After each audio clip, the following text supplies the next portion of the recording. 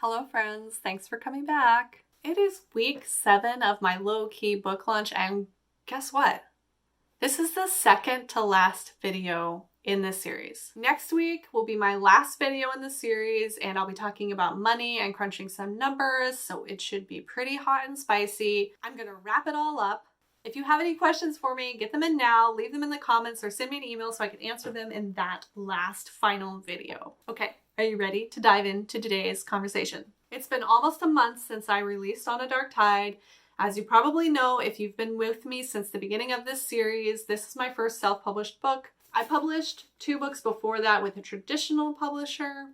Check out week 2's video if you want to know more about my decision to self-publish my 3rd book.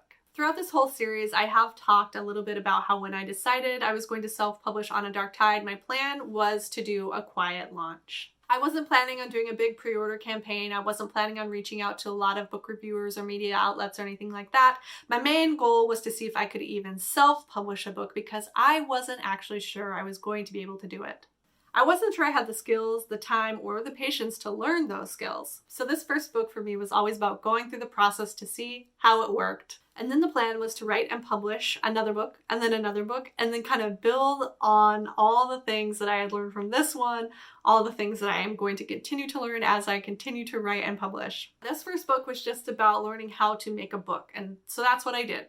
There was no splashy release, no, splashy sales numbers to brag about, and not a lot of jumping up and down over here. We opened a bottle of champagne. I bought myself an almond croissant. I liked the quiet launch. I have a new book out in the world, and after a period of time where I was feeling stuck and things were just not moving forward for me, it feels good to have this book out. It's something I can be proud of, and now I can work on new stories and new books, and que sera, whatever happens with this one is whatever's gonna happen. But it's out there. I did this. And I know I've said this before, but I'm proud of that. That feels good. While I'm pretty happy with how this first experience with self-publishing went, and I have no regrets about doing the low-key launch for my mental health, my sanity, my relationships, I think it was the best choice for me. There are a few things I would do differently with my next book launch. The biggest thing I think I'm going to do differently next time is to build what's called an ARC team or a street team. Basically, it's a group of avid readers who read the book early before anyone else, and then on release day, they're encouraged to leave reviews. Basically, it's just people who like my books and are excited about supporting me. They get a free book before anyone else, and then they're encouraged to review the book on release day. From my traditional publishing experience, I do think that early reviews can make a difference in sales.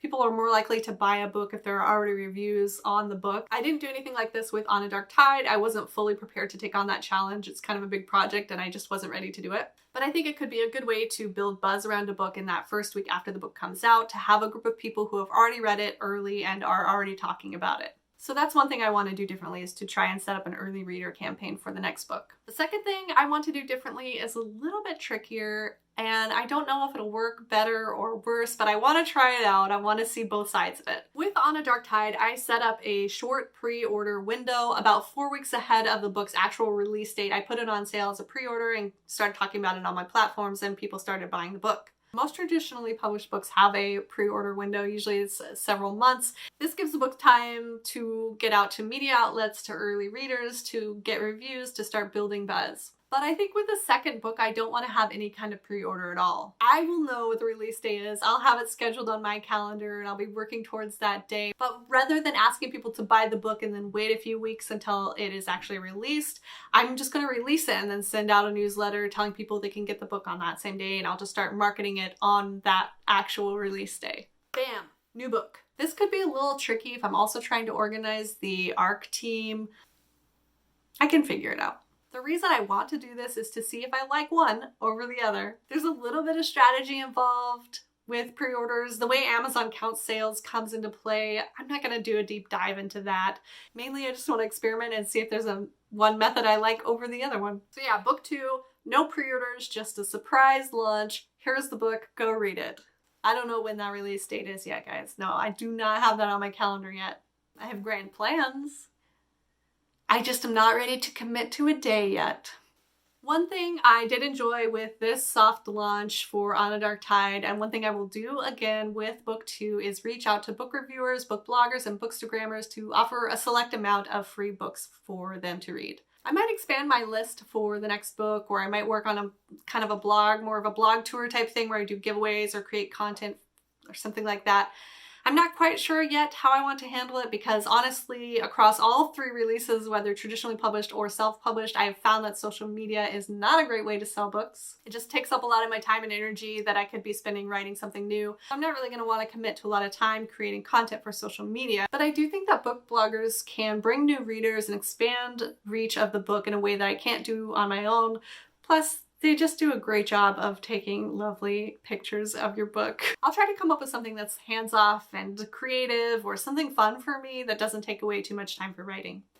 You know, that's another thing I think I did right with this release is that I got back to writing as quickly as possible. I had a few days of melancholy, which are typical for me for releasing a book without, you know, just kind of letting go of the book, but I only wallowed for like a couple days and I was like, okay, time to get back to work, time to get back to writing, get up and work on something new, distract yourself with a new shiny project. I also wrote a new book in the months before On a Dark Tide even came out. As I was setting up sales accounts and designing the interior and the cover and doing the audiobook and trying to get all that stuff figured out, I kept writing. And now I feel like I'm that much closer to being able to publish book 2, and that feels great. I did take some time off of writing right before this launch to focus on marketing stuff, and I'll probably do that again, but maybe not. Maybe I'll just keep doing this writing in the morning, market in the afternoon thing and get into that habit and be able to switch it on and off and be able to continue moving forward with writing at the same time as I'm publishing new releases. I think it will vary from book to book and how much energy and excitement I'm feeling around a release as to whether or not I decide to take time off from writing or keep going, kind of where I'm at in a certain project. But there is the opportunity to do both things at the same time. Now, one thing I don't think I'm going to do next time, probably. I don't think I'm going to do a video series like this one. This low-key launch series that I decided to do was a huge time commitment, and while I enjoyed it, I think I would rather be spending my time writing new fiction, writing new books, writing new stories, getting that kind of content out to readers. With this release, because of the pandemic, I had some extra time and I thought, sure, let's go ahead and do this. Why not? Let's see what happens. But I'm not sure that the next time I release a book, I'll have all that extra time just lying around. I might want to be social and go have adventures and hang out with friends and family rather than hunker down in my office editing videos.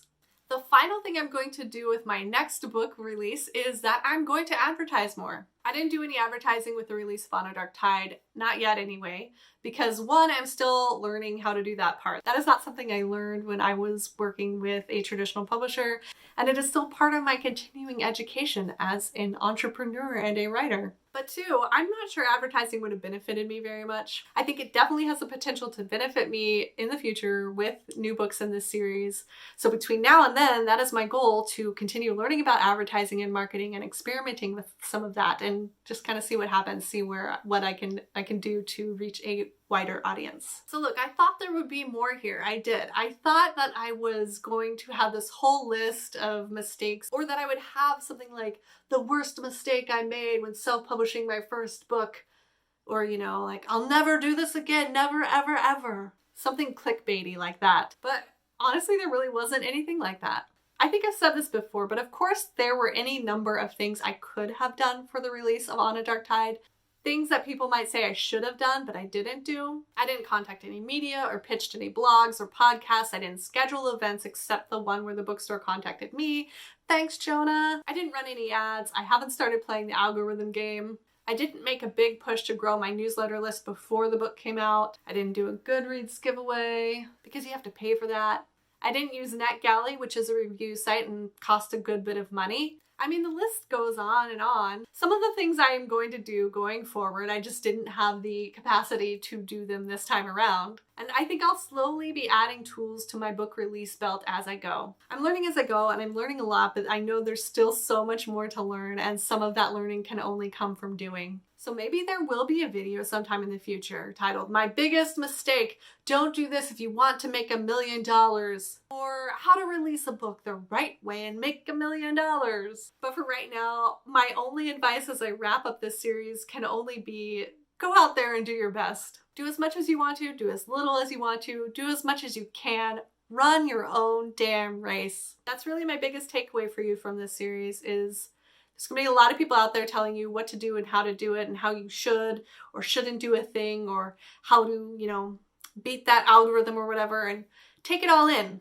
You don't have to do it all. You don't have to do it all right now. You don't have to do it all next month. You don't have to do it all ever. Do a little bit more. Just keep going. Keep writing new books. Come back next week. Help me wrap up this series. I'm going to tell you all about how many books I sold the first month after release. Spoiler, it's not a very high number. So if you want some really awkward money talk, come back next Tuesday. And again, if you have any questions about how I released my first self-published book, leave them in the comments and I'll include them in the wrap-up video. Thanks for watching. I'll see you next time.